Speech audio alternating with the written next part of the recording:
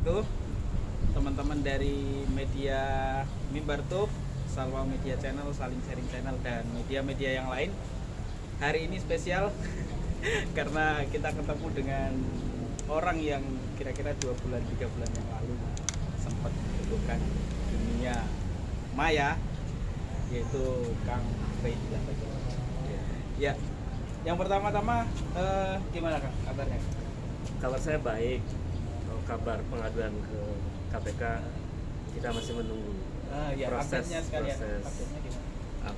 proses itu kan butuh waktu lama ya, Ya. karena memerlukan verifikasi, kemudian ketelitian dari KPK. Jadi saya masih memberi apresiasi buat KPK yang bekerja sesuai dengan undang-undang, karena respon KPK sejauh ini sangat positif dengan laporan itu.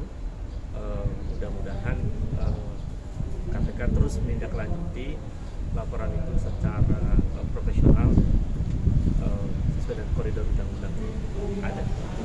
Dalam undang-undang KPK itu ada jangka waktu tertentu nggak sih untuk pemeriksaan? Ya, sebetulnya tidak ada jangka waktunya. Jadi dia bisa 30 hari, bisa lebih dari itu.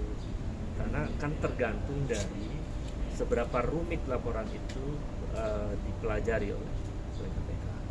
Dan tentu saja juga seberapa penting kasus itu harus diungkap.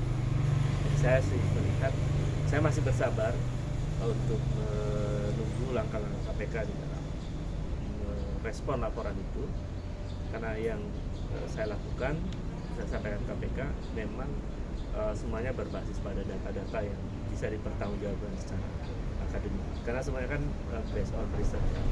Semuanya berbasis pada data dan riset yang sudah saya lakukan sekian lama.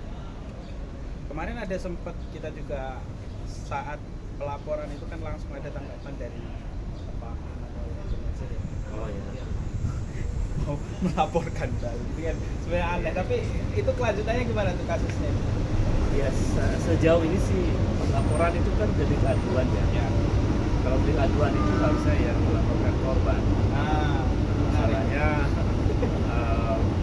Noel itu korban siapa dan korban apa. Jadi dalam konteks yang saya lakukan, dia tidak ada korelasi sebetulnya, karena dia bukan korban saya, dia juga bukan korban siapa atau yang lain kan, yang terkait dengan pelaporan saya. Jadi secara legal standing saya kira itu bermasalah. Yang kedua, ya, tapi saya memberikan persilakan kan, setiap warga negara berhak melakukan itu. Jadi biarkan proses untuk berlangsung, dan saya kira pihak kepolisian juga sangat profesional melihat setiap laporan itu apakah bisa ditindaklanjuti atau tidak. ini tentang apa? Pelaporan, update tentang pelaporan abang apa? KPK ya. Iya, abang ini terkait KPK. Nah, kita mau minta tanggapannya terkait umum. Oh, yang lainnya. tentang hal-hal yang umum lah ya, seputar pandangan abang nih kan. Saya lihatnya abang ini salah satu aktivis 98 ya.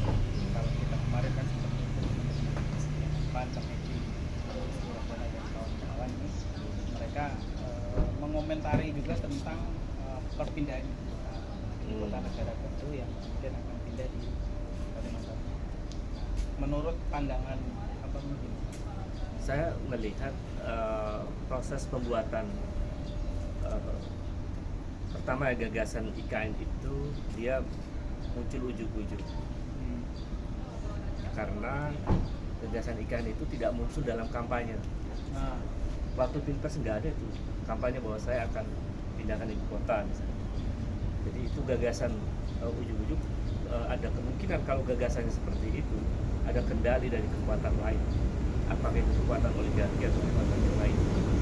Yang kedua, proses perumusan undang-undang IKN itu tidak sesuai dengan standar proses pembuatan undang-undang.